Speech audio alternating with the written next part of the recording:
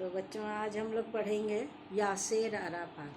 कल हम लोग पढ़े थे, इसमें भीष्म साहनी का लेख है गांधी नेहरू और यासेर अराफात में।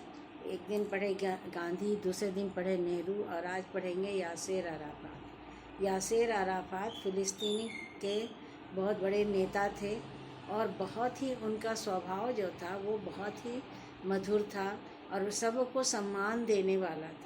लेखक एक बार फ़िलिस्तीन में वहाँ ये होता है कि लेखकों की एक सभा बुलाई जाती है, बहुत बड़ा सम्मेलन होता है, सभी देशों से लेखक आते हैं वहाँ पर। तो लेखक भीष्म साहनी जो थे उनको भी बुलाया जाता है। वो अपनी पत्नी के साथ कुछ दिन पहले वहाँ पर चले जाते हैं, क्योंकि वो जो लेखक जो थे वो भीष्म साहनी जो थे उनको वो वहाँ के जो संघ का एक जो बैठक होता था उसमें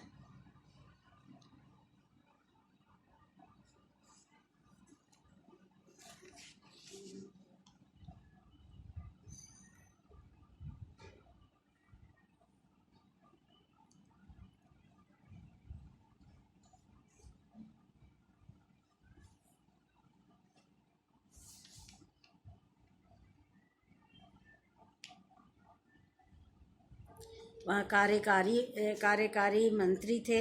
महामंत्री होने के कारण कार्यकारी महामंत्री का मतलब वहाँ की देखभाल करने का जिम्मा इनको भी मिला हुआ था पूरा। तो लेखक अपनी पत्नी के साथ क्या है, अफ्रो एशियाई लेखक संघ के महामंत्री पद पर आसीन थे उस समय। जो अफ्रो एशियाई मतलब वो पूरे जो अफ्रीका और एशिया, जो अफ्रीकी देश है और एशियाई देश है, इन दोनों देशों का मिला करके एक बार लेखकों का एक वहाँ सम्मेलन होने वाला था। तो वहाँ पर लेखक को जाना पड़ा, पहले ही कुछ दिन पहले चले जाते हैं। तो यासेर अराफात जो थे वहाँ पर के वासिंदे, वो इनको खाने पर बुलाते हैं और जब ये खाने पर बुलाते हैं तो उनका वो काफ़ी अच्छे ढंग से स्वागत सत्कार करते हैं। और जैसे जब वो गुसल खाने की ओर जाते हैं तो गुसल खाने के विषय में पूछते हैं कि किधर है, तो जब जा कर के उनको खुद बताते हैं कि इधर गुसल खाना है। और जब वो गुसल खाने से निकलते हैं तो यासेर अराफात जो इतने बड़े मंत्री थे, वो मंत्री जो थे वो इतने बड़े नेता थे, लेकिन उनका जो नेता अपना जो अहम भाव नहीं था, वो इनके लिए बाहर में टॉवेल लेके खड़े रहते हैं, तौलिया लेके खड़े रहते हैं कि वो निकलेंगे तो पोंछेंगे।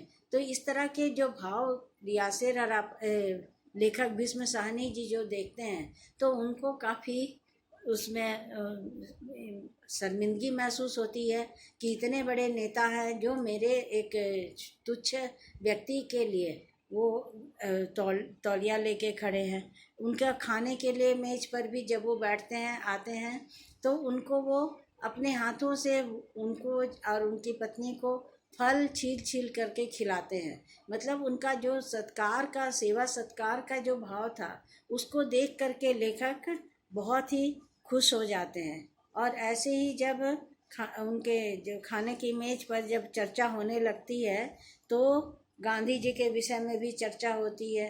तो गांधी जी जो सत्य अहिंसा के पुजारी थे और सत्य को ही हमेशा सत्य की ही बात किया करते थे। और वो जो लड़ाई जो स्वाधीनता संग्राम में गांधी जी ने सत्य अहिंसा का जो पाठ पढ़ाया लोगों को, इससे यासेर अराफात भी काफ़ी उनकी ये से प्रभावित हुए, उनके सत्य अहिंसावादी के लिए। क्योंकि ये भी यासेर अराफात जो थे ये भी अहिंसा प्रिय थे, अहिंसा के प्रिय थे। क्योंकि वो कोई भी व्यक्ति नहीं चाहता, अगर हिंसा होती है तो सिर्फ खून खराबा ही होता है और खून खराबे में नुकसान ही होता है, कोई फ़ायदा नहीं होता। इसलिए लोग समझते हैं कि चलो जितनी भी बातें हो, यदि कहीं पर कोई बात हो भी गई है तो उसको अहिंसा के द्वारा, बिना वार्तालाप के द्वारा उसको सुलझाया जा सकता है। तो यहाँ पर भी यासेर अराफात जो है, एक बार गांधी जी के विषय में जो लेखक कहते हैं कि ये हमारे बहुत बड़े नेता हैं, तो यासेर अराफात उसके जवाब में कहते हैं कि ये सिर्फ आपके ही नेता नहीं थे, ये हमारे भी नेता हैं, क्योंकि उनको जो उनका जो भाव था सत्य, त्याग व अहिंसा का, क्योंकि वो तुम लोग देखते ही हो कि गांधी जी को कोई भी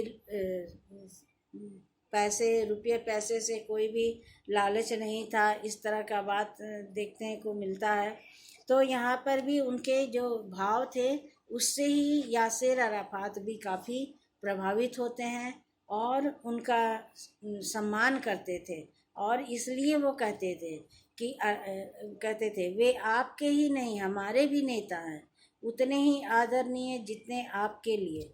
इस तो ये लाइन उनको कहना पड़ा, क्योंकि गांधी जी को सभी चाहते थे। उनका जो अपना नेतृत्व था, उनके नेतृत्व में अपने आप को वो रखना चाहते थे, क्योंकि एक बड़े बुजुर्गों का जो एक शिक्षाप्रद नीति होती है, एक शिक्षा वाली बात होती है, वो है सो सभी को मार्गदर्शन करती है। और उस मार्गदर्शन के तहत यदि कोई अपने आप को चलाता है तो बड़े बुजुर्गों की जो बात होती है, तो गांधी जी को भी वो लोग समझते थे कि ये हमारे पिता तुल्य हैं, और ये इनकी जो नेतृत्व है या इनकी जो शिक्षा है वो हमारे जीवन को काफ़ी आगे तक बता देगी, पहुंचा देगी। तो इस तरह से ये जो यासेर अराफात थे वो भी एक बहुत बड़े नेता होने के बावजूद भी इनका जो सद्भाव था, इनके अंदर सहृदयता था, प्रेम का भाव था, नम्रता का भाव था, वो चीज़ यहाँ पर उजागर किया गया है। क्योंकि लेखक ने उजागर किया है, क्योंकि लेखक उनके सानिध्य में रहा और उनके यहाँ उन्हें इतना सम्मान और सत्कार मिला कि उसका वह उसके वो कायल हो गए, या कायल कहने का भाव है कि उनके वो दीवाने हो गए। किस तरह का सेवा सत्कार, कि किसी भी व्यक्ति को बुला करके उन्हें अपने हाथों से फल छील छील के खिलाना, उनके पानी की व्यवस्था करना, जो भी चीज़, हर चीज़ जो भी उनकी ज़रूरत की चीज़ें हैं, उनको उनके लिए वो एक पैर पर खड़े होकर के उनका स्वागत सत्कार करते थे। तो ये था इनकी इन तीनों नेताओं की इस लेख में लेखक ने महानता बताई है, उनके महान प्रवृत्ति थी उसका उजागर किया है। तो आज ये समाप्त हो गया यासेर अराफात। अब आगे दूसरे दिन दूसरी चर्चा करेंगे।